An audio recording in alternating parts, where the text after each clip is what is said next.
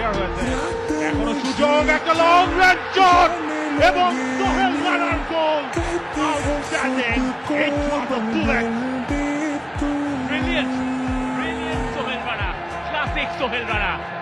যারা মনে করতে পারেন এপ্রিল 25 এর সেই ম্যাচটার কথা, তারা সোহেল রানার এই গোলটাও মনে করতে পারবেন। বক্সের বাইরে থেকে বাঁ পায়ের শটে গোলকিপারের কোনো সুযোগ নাই। বাংলাদেশের 2 গোলের লিড।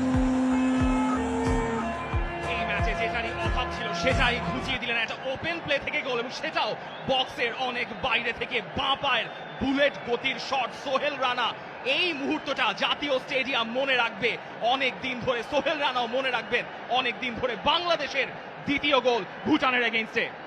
সেভাবে পুরোপুরি ক্লিয়ার করা হয়নি ভুটানের, সেখান থেকে বল পেলেন সোহেল রানা। পাওয়ার পরেই বুঝেছিলেন কি করতে হবে, তার ফার্স্ট টাচটা তাকে যথেষ্ট হেল্প করেছে।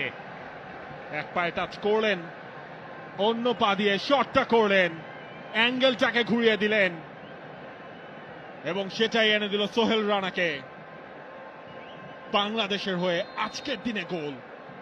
বেটার অ্যাঙ্গেল, একেবারে পচম কর্নারে, শেষ পর্যন্ত জালে ঠিকানা সোহেল রানার। ওই শটটা চাপে ছিলেন সোহেল রানা, তাকে নিয়ে নানা কথাবার্তা।